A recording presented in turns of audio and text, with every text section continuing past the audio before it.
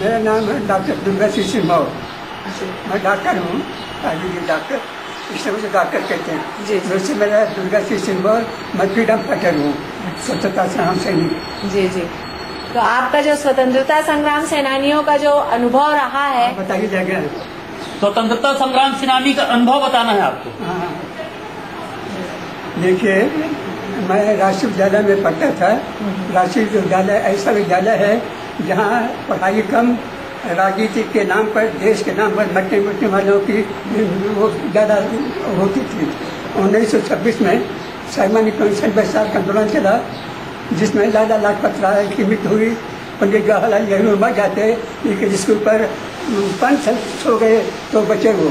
तो उस आंदोलन में हम लोग 200 विद्यार्थी वहाँ से जुलूस निकाले स्कूल से, नैतिक कर रहा था विशंकर चुप चौधरी के पास। सुखी जी गिरफ्तार हो गए।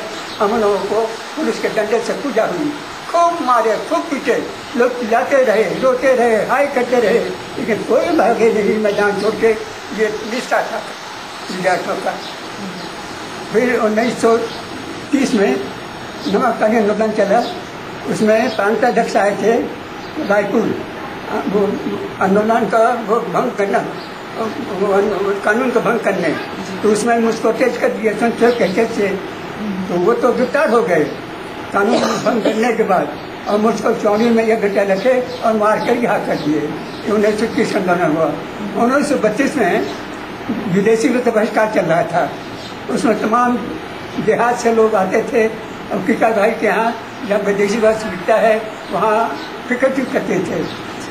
स्वयं के कम होने पर डॉक्टर बघेल नैतिक का डायरेक्टर संगठन ने कहा कि मेरा नाम उसमें नोट कर लिए। उस वर्ष मेरी उम्र 14 वर्ष की थी। उनको शंका हुई कि शायद इसको लेते हैं कि नहीं। तो मुझको रविशंकर शुक्ल जो कांग्रेस के सर्वेसर्व नेता थे, जो नैतिक पर चलता था, गए मैं इसको लेके, मैं इसको चरण छू के प्रणाम किया। इतने ही कहा शुक्ल जी ने, बेटा माफी मांग के मत आना, पढ़ते भर कहा वो। उसके बाद आंदोलन में हम लोग जेलखाना गए। 1932 में रक्षा मिली तैयार हुई, 1932 आंदोलन हुआ।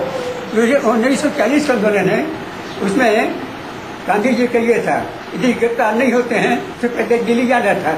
हम लोग दिल्ली जा रहे थे, 4 लोग थे। तो आदिवासी क्षेत्र है भुआ विश्वा के आगे, मंडला के पास। हाँ, वहाँ हम 4 लोग पहुँचे। गांव के गली सफाई के, तालाब सफाई के, कुआं की सफाई करने के बाद गुड़ी में हम लोग खाने की व्यवस्था थी। और एक आदिवासी के यहाँ खाने की व्यवस्था था। आदिवासी इतना गरीब था, जीवन निर्वाह के लिए उनके पास सुअर बेच के सुअर करते थे। और एक कुत्ता था उसके देखभाली के लिए।